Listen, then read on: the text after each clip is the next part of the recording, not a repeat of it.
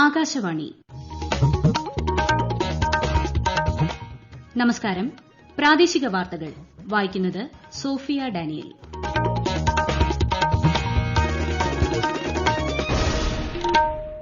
പ്രധാന വാർത്തകൾ.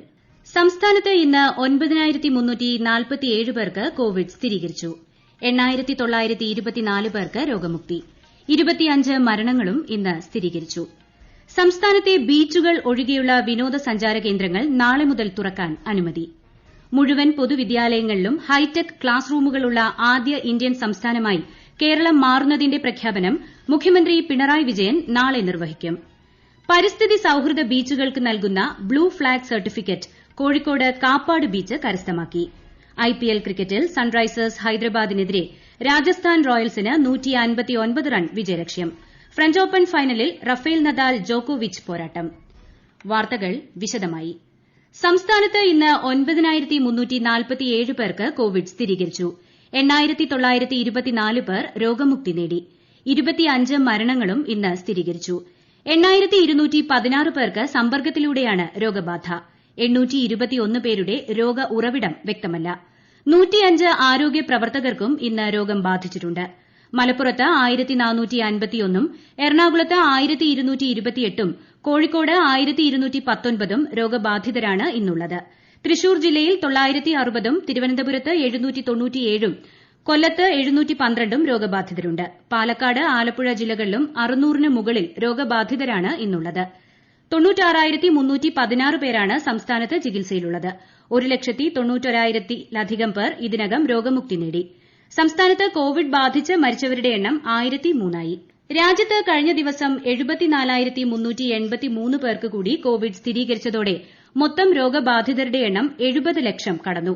8,67,000-ൽ പേരാണ് നിലവിൽ ചികിത്സയിലുള്ളത്. 89,000-ലധികം പേർ ഇന്നലെ മാത്രം രോഗമുക്തി നേടിയതോടെ രോഗമുക്തി നിരക്ക് 86.17% ഉയർന്നു. ഗ്രാമീണ കുടുംബങ്ങൾക്ക് ഭൂരേഖകൾ വിതരണം ചെയ്യുന്ന സ്വാമിത്വ പദ്ധതിയുടെ ഉദ്ഘാടനം പ്രധാനമന്ത്രി നരേന്ദ്രമോദി ഓൺലൈനായി നിർവഹിച്ചു. ദശലക്ഷക്കണക്കിന് ഗ്രാമീണ ജനതയെ ശാക്തീകരിക്കുന്നതാവും പദ്ധതിയെന്ന് പ്രധാനമന്ത്രി പറഞ്ഞു. പദ്ധതിയുടെ ഭാഗമായി നൽകുന്ന പ്രോപ്പർട്ടി കാർഡിലൂടെ നിരവധി ഗ്രാമീണർക്ക് സ്വന്തം വീടിനു മുകളിൽ നിയമപരമായ അവകാശം ലഭിക്കുകയും ഇത് ബാങ്ക് വായ്പകൾക്ക് ഉൾപ്പെടെ സഹായകരമാവുകയും ചെയ്യുമെന്നും പ്രധാനമന്ത്രി പറഞ്ഞു. സംസ്ഥാനത്തെ ബീച്ചുകൾ ഒഴികെയുള്ള ടൂറിസം കേന്ദ്രങ്ങൾ നാളെ മുതൽ തുറക്കാൻ അനുമതി. ബീച്ചുകൾ അടുത്ത മാസം 1 മുതൽ തുറക്കും. കോവിഡ് മുൻകരുതലുകൾ കർശനമായി പാലിച്ചുകൊണ്ടാകും ഇവ തുറക്കുകയെന്ന് ടൂറിസം മന്ത്രി കടകംപള്ളി സുരേന്ദ്രൻ അറിയിച്ചു. ഹിൽ സ്റ്റേഷനുകളിലും സാഹസിക വിനോദ കേന്ദ്രങ്ങളിലും കായലോര ടൂറിസം കേന്ദ്രങ്ങളിലും സംസ്ഥാനത്തിന് അകത്തും പുറത്തുമുള്ള വിനോദസഞ്ചാരികൾക്ക് ഉപാധികളോടെ പ്രവേശനം അനുവദിക്കും. ഹൌസ് ബോട്ടുകൾക്കും മറ്റ് ടൂറിസ്റ്റ് ബോട്ടുകൾക്കും സർവീസ് നടത്താനും അനുമതി നൽകിയിട്ടുണ്ട്.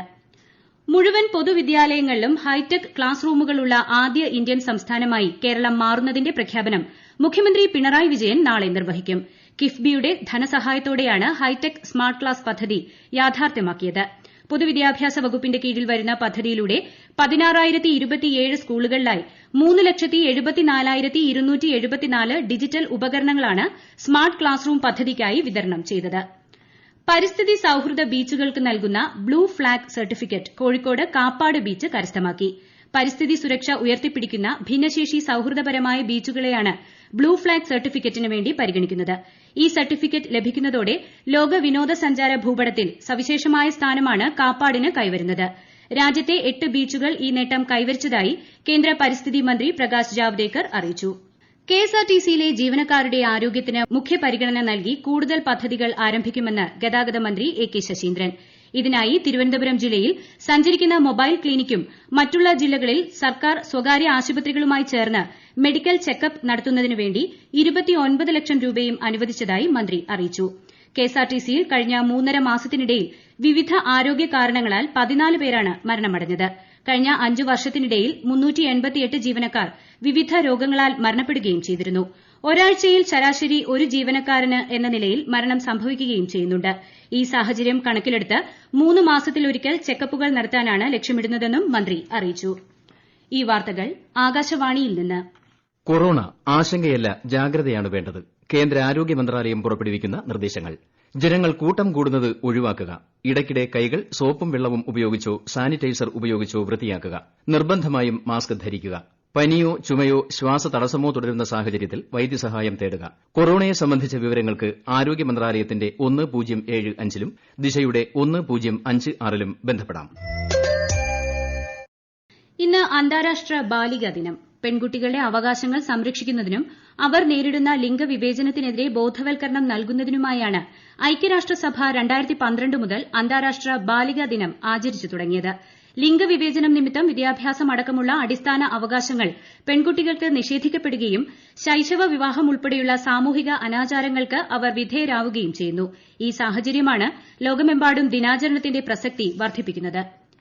പാലാ സീറ്റ് ജോസ് കെ മാണിക്ക് വിട്ടുകൊടുക്കില്ലെന്ന് Mani C Kappan MLA. Jose K Mani പക്ഷം ഇടതുപക്ഷത്തേക്ക് വരുന്നതിനെ എൻസിപി സ്വാഗതം ചെയ്യുന്നു. എന്നാൽ പാലാ, കുട്ടനാട്, ഏലത്തൂർ എന്നീ എൻസിപി വിജയിച്ച സീറ്റുകളൊന്നും വിട്ടുകൊടുക്കുന്ന പ്രശ്നമില്ലെന്നും അദ്ദേഹം വ്യക്തമാക്കി. മുന്നണി പ്രവേശനം ഉൾപ്പെടെ രാഷ്ട്രീയ നിലപാട് 2 ദിവസത്തിനകം പ്രഖ്യാപിക്കുമെന്ന് കേരള കോൺഗ്രസ് എം നേതാവ് ജോസ് കെ മാണി പറഞ്ഞു. ഏതെങ്കിലും മുന്നണിയുടെ ഭാഗമാകുന്ന കാര്യം ഇതേവരെ പറഞ്ഞിട്ടില്ലെന്നും പാലാ നിയമസഭാ മണ്ഡലം വിട്ടുകൊടുക്കില്ലെന്ന മാണി സി കാപ്പൻ എംഎൽഎയുടെ പരാമർശത്തിന് മറുപടിയായി ജോസ് കെ മാണി പറഞ്ഞു. 45 വർഷം പഴക്കമുള്ള റേഡിയോ മോഷണം പോയതിനെ തുടർന്ന് വിഷമത്തിലായ ചായക്കട ഉടമയ്ക്ക് പുതിയ റേഡിയോ വാങ്ങി നൽകി ആകാശവാണി ശ്രോതാക്കളുടെ സംഘടന. ആകാശവാണി പാലക്കാട് പ്രതിനിധി ഫൈസൽ അലിമുത്ത് തയ്യാറാക്കിയ റിപ്പോർട്ടിലേക്ക്. റേഡിയോ മോഷണം പോയ ചായക്കട ഉടമ പരാതിയുമായി പോലീസിനെ സമീപിച്ച വാർത്ത ശ്രദ്ധയിൽപ്പെട്ട ആകാശവാണി ശ്രോതാക്കളുടെ കൂട്ടായ്മ പുതിയൊരു റേഡിയോ വാങ്ങി നൽകാൻ തീരുമാനിക്കുകയായിരുന്നു. കഴിഞ്ഞ ദിവസം മലപ്പുറം വണ്ടൂരിനടുത്ത് നടുവത്ത് നടന്ന ചെറിയൊരു ചടങ്ങിൽ ഉടമ ചേലക്കാട് സുന്ദരന് റേഡിയോ കൈമാറുകയും ചെയ്തു. 1976-ൽ സഹോദരി ഭർത്താവാണ് സുന്ദരന് റേഡിയോ സമ്മാനിക്കുന്നത്. വർഷങ്ങളായി ചായ കുടിക്കാൻ എത്തുന്നവരുടെ വാർത്താ വിനോദ മാധ്യമമായിരുന്നു സുന്ദരന്റെ റേഡിയോ. കഴിഞ്ഞ മാസമാണ് റേഡിയോ മോഷണം പോയത്. മോഷ്ടിക്കാൻ കയറിയ കള്ളൻ റേഡിയോ മാത്രമാണ് കൊണ്ടുപോയത് എന്നതാണ് മറ്റൊരു കൗതുകം. നാട്ടിലെ താരമായ റേഡിയോ അപ്രത്യക്ഷമായത് നാട്ടുകാരെയും വിഷമത്തിലാക്കി. എന്തായാലും പുതിയ റേഡിയോ എത്തിയതോടെ ചായക്കടയിലെ പുലരികളിൽ ആകാശവാണി വീണ്ടും ശബ്ദിച്ചു തുടങ്ങുമെന്ന സന്തോഷത്തിലാണ് സുന്ദരനും നാട്ടുകാരും. ഇടുക്കി മറയൂർ ചിന്നാർ മേഖലയിലെ ആദിവാസി ഗ്രാമങ്ങളിൽ റാഗി കൃഷി സംരക്ഷിക്കുന്നതിനായി ഇൻഷുറൻസ് പരിരക്ഷ ഏർപ്പെടുത്തണമെന്ന ആവശ്യം ശക്തമായി.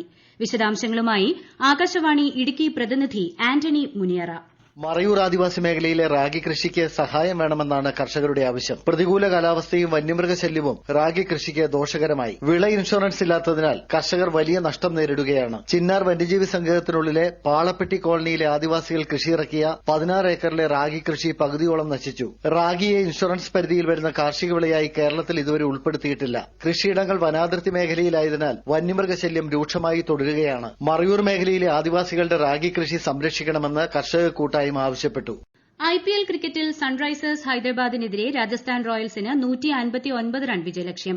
ടോസ് നേടിയ ഹൈദരാബാദ് നിശ്ചിത 20 ഓവറിൽ 4 വിക്കറ്റ് നഷ്ടത്തിൽ 158 റൺ എടുക്കുകയായിരുന്നു. ഹൈദരാബാദിനുവേണ്ടി വാർണർ 48 റണ്ണും മനീഷ് പാണ്ഡെ അർദ്ധ സെഞ്ചുറിയും നേടി.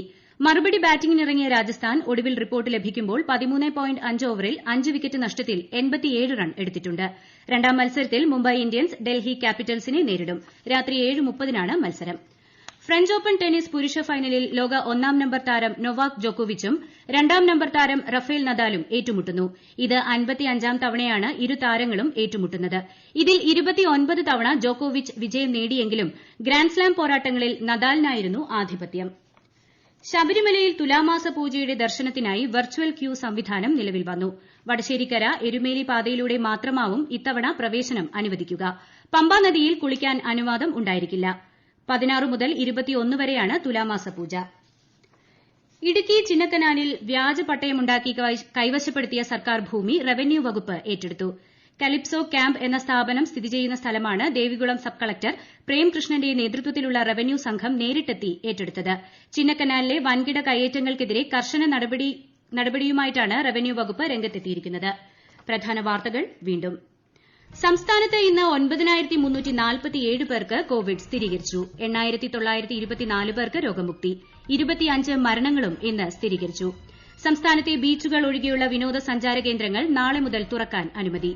മുഴുവൻ പൊതുവിദ്യാലയങ്ങളിലും ഹൈടെക് ക്ലാസ് റൂമുകളുള്ള ആദ്യ ഇന്ത്യൻ സംസ്ഥാനമായി കേരളം മാറുന്നതിന്റെ പ്രഖ്യാപനം മുഖ്യമന്ത്രി പിണറായി വിജയൻ നാളെ നിർവഹിക്കും. പരിസ്ഥിതി സൌഹൃദ ബീച്ചുകൾക്ക് നൽകുന്ന blue flag certificate Kozhikode Kappad beach കരസ്ഥമാക്കി. ഐപിഎൽ ക്രിക്കറ്റിൽ സൺറൈസേഴ്സ് ഹൈദരാബാദിനെതിരെ രാജസ്ഥാൻ റോയൽസിന് 159 റൺ വിജയലക്ഷ്യം. ഫ്രഞ്ച് ഓപ്പൺ ഫൈനലിൽ റഫേൽ നദാൽ ജോക്കോവിച്ച് പോരാട്ടം. പ്രാദേശിക വാർത്തകൾ കഴിഞ്ഞു. അടുത്ത വാർത്താ പ്രക്ഷേപണം 7:25-ന്.